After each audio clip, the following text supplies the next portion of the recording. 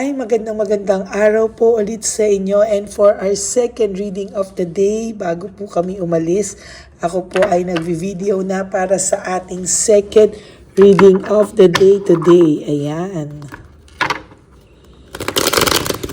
Ano po kaya ang ating makikita sa second reading of the day?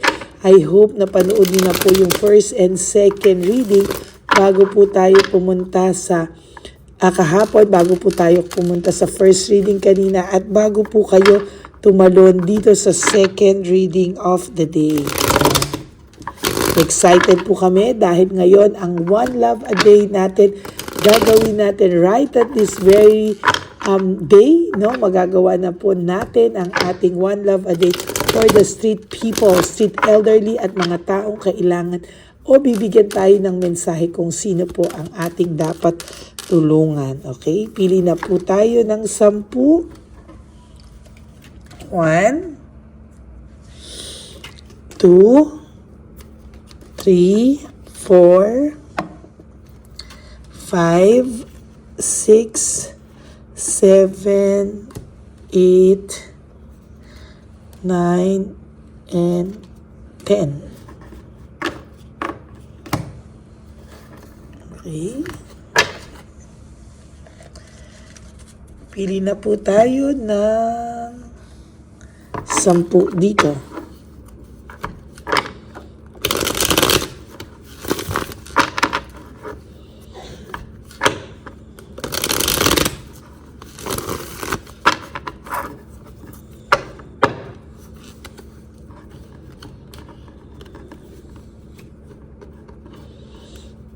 Okay, 1, 2, 3, 4, 5, 6, 7, 8, 9, and 10.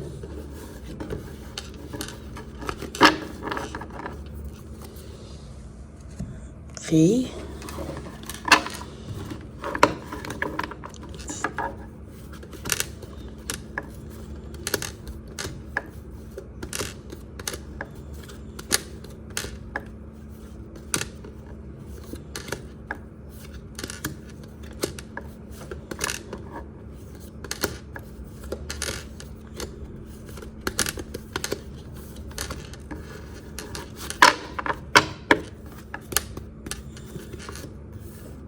Nako, for your first card pa lang po, for first card, bad luck and no control.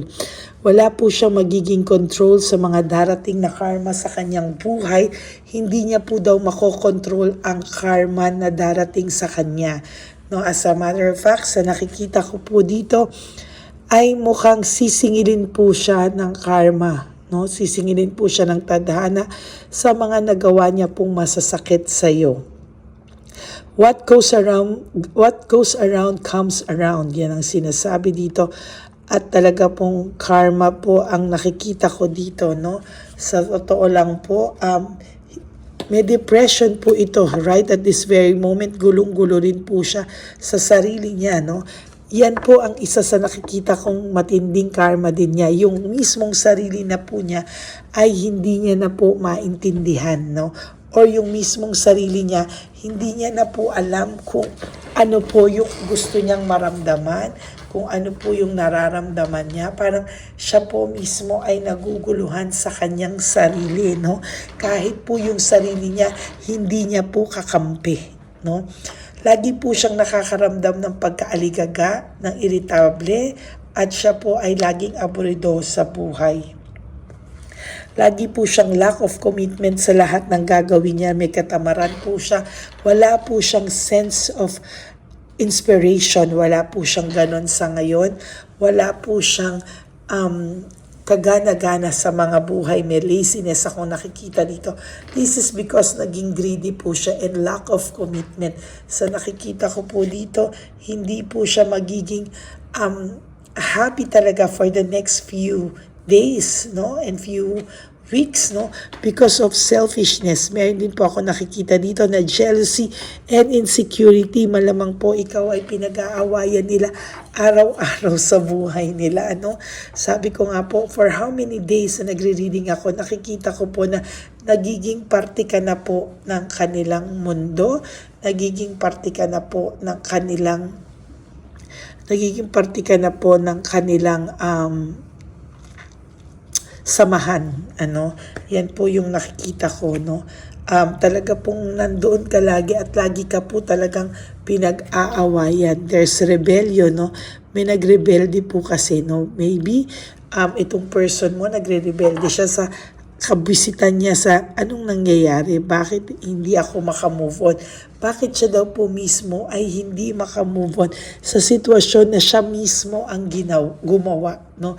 Hindi po siya makamove on sa isang sitwasyon, kasalanan na siya naman, kasinungalingan na siya naman po ang mismong nag-create ng ganyang klaseng senaryo sa buhay nyo, no? Lagi po silang nagkakaroon ng clash of interest, no? Lagi po silang nagkakaroon ng clash of interest nitong person na to, at so far sa nakikita ko po medyo matindi po ang dagok sa kanya, no? There is this anxiety, trauma, and helplessness or hopelessness, no? Nawawalan po siya ng hope sa mga sitwasyon niya na aayos pa ito, no? Parang ngayon po parang sobrang mixed emotions po ang taong ito at hindi niya po makontrol, no? Sabi nga po dito, what comes around goes around, no? Yan po ang nakikita ko, may anxiety and trauma siya ngayon and ina-isolate niya po yung sarili niya. Why? Kasi hindi niya po alam kung pinagtatawanan daw ba siya ng tao, pinaniniwalaan daw pa siya ng tao, or sinasakyan na lang daw ba siya ng tao, no? Sa totoo lang, sinasakyan na lang daw ba siya ng tao, no? Hindi niya po alam sa totoo lang kung ano daw ang nararamdaman niya. Kaya in-isolate niya po yung sarili niya kasi mas gusto niya pong mag-isa at wag po siyang makakausap ng mga tao. Emotionally immature pa rin siya, insecure, and meron siyang disappointment sa buhay niya, no? Hindi niya po alam bakit at saan, no? Pero nanggagaling yung pagiging emotional immature niya. Dahil po dyan ay nakakaramdam ang third party nyo ng sobrang insecurity and disappointment. Uulitin ko po, ha? Ang third party na sinasabi ko is between you and the person. Kung baga kayong dalawa, yung kung sino man yung third party sa inyong dalawa, yun ang binabanggit ko na third party. Okay? Yan, so nakakaramdam po sa iyo ng matinding insecurity and disappointment itong third party, no? Parang hindi niya po kinakaya. No, parang nalulungkot din po ito at parang sabi niya rin na bakit din siya napasok sa ganito kagulong sitwasyon. Na dapat daw, ikaw daw ang nakakaramdam nito pero parang nailipat mo daw sa kanya yung kamalasan mo, no? Na-hurt din siya at sa totoo lang hindi niya daw po maramdaman yung pagmamahal ng iyong person kaya nagiging confused siya. The lovers in reverse, meaning po niyan unstable, no? Yung relationship is unstable. Hindi po siya ganon hindi po siya ganon hindi po siya ganon kasaya, no? Very insecure, and sa totoo lang po ay malungkot po ang person na ito. Ayan, no? Isolation na naman. There's isolation. Talagang sa nakikita ko po dito ay malungkot ang taong ito, no? Hindi niya po alam kung ano yung gagawin niya, and sa totoo lang po medyo masaklap, no? Masaklap talaga yung kanyang nararanasan sa ngayon. There is this laziness and work without result. Talagang walang nangyayari sa lahat ng ginagawa niya ngayon, kaya patuloy po siyang nagpe-pretend, no? Panay po pagpe-pretend ang taong ito sa totoo lang. Exhausted and fatigued siya. Parang pareho ang nakita ko sa cards kaninang umaga sa ngayon. No? Nakita niyo naman, binalasa ko. Pero yan na po ang nararamdaman talaga ng person nyo. Kaya siguro yan talaga ang bunot-bunot natin. Ano? Exhausted and fatigued siya sa sitwasyon na meron siya ngayon. Maybe siya po mismo hindi din maka-let go. Talaga hindi siya maka-move on sa sitwasyon na siya talaga yung gumawa sa kasinungalingan niya, sa mga pagsasakit niya sa iyo, pananakit niya sa iyo, emotionally, mentally, no? Yan po ang nakikita ko. Excess pride lang po ito, no? Pinaparusahan po siya because of excess pride, no? Nakakarma po ang taong ito dahil sa totoo, hindi po siya matahimik, no? Hindi po siya pinapatahimik ng kanyang konsensya. As a matter of fact, hirap na hirap po ang taong itong mag-let go, no? Mag-let go at talagang sasabihin ko sa inyo, hirap po siya at talagang naiisip niya po lahat ng sacrifice at pagiging martyr mo sa kanya. Lahat po ng support ang binigay mo sa kanya, pag-aalaga mo sa kanya. Ngayon niya po yan naiisip ng bonggang-bongga. Ngayon niya po yan naiisip, ngayon niya po yan pilit na kinakaya, no? Ngayon po niya yan ginaganyan.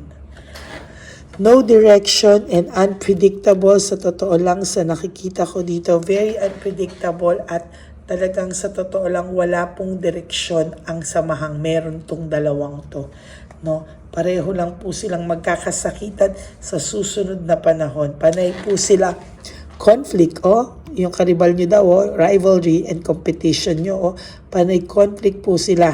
Wala pong gustong magpatalo. No, lagi po itong dalawang nagka-clash of interest. Sila pong mismong dalawa ay pataasan ng ihi at pataasan po sila ng ego, no? May the best ego wins, parang gano'n, ano? Parang silang dalawa ay hindi po makamove on sa sarili nilang kalokohang pareho sa pride and ego nila, no?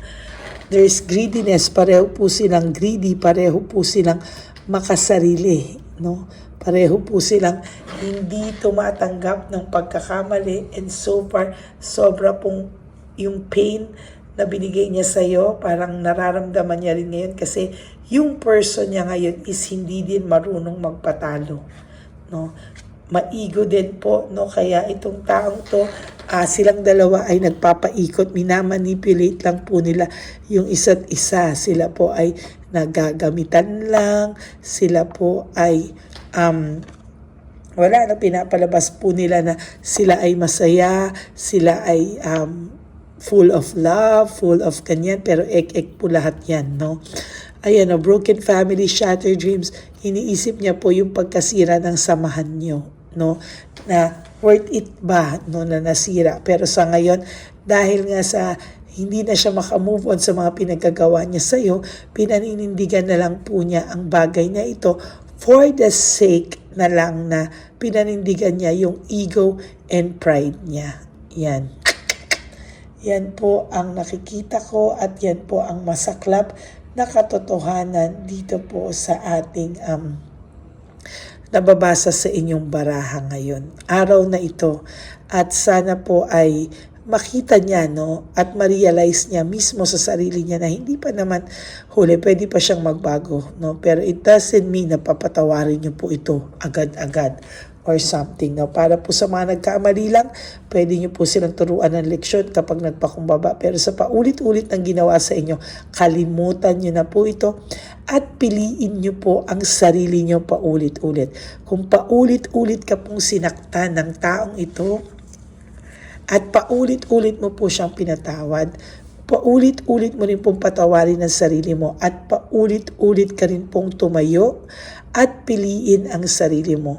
Paulit-ulit mo rin pong piliin ang sarili mong i-prioritize at i-focus ngayon, no? At things will get better po sa iyo, no, in the near future. Magiging okay ka po. Sila po ay magiging pabagsak. Ikaw po ay magiging makaka-move on from this kind of situation. Huwag ka lang pong mainip.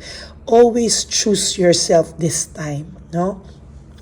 At sabi ko nga po sa inyo, no, live one day at a time. Yan lagi ko sinasabi, bagay na bagay sa reading ko yan na you wake up and sleep tonight doing 3 things that will make you happy. It doesn't mean na kailangan mahal bilang ng sarili, but you do 3 simple things that will make you happy. Iwasan niyo po yung isipin siya, no? Isipin niyo po, aliwin niyo po yung sarili niyo at isipin niyo po na this time I will prioritize myself. This time I will choose myself, and this time I will forget him and focus on myself. Yan po ang gawin niyo. Okay, that is your second reading of the day.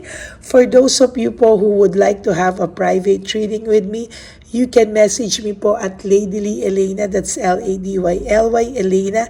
Nasa dulo po yan ng ating video. Diyan nyo lang po ako makukontakt. That's my only official and legit FB account. And for those of you who would like to give me a super thanks for this video, I would really love and appreciate that. Marami pa po tayong matutulungan at tutulungan. Yan. Kaya na-appreciate ko po ang inyong mga super thanks. And please, no skipping of ads po. Tulong nyo na po yan sa ating channel. Maraming salamat po kasi ang aking mga ever loyal and solid Lady Elena friends, family and subscribers ay hindi po i-skip ng ads. Kaya maraming salamat po sa aking mga solid at loyal dyan na followers and subscribers. I love you all from the bottom of my heart. At lagi ko pong sinasabi sa inyo at bilin sa inyo na life is too short. Don't make it shorter by stressing yourself from all the pains and heartaches na binigay sa inyo ng kahapon. Just surrender everything to the divine universe and just let go and let God write your life and love story. I will be back for another set of reading. Huwag po kayong malulungkot.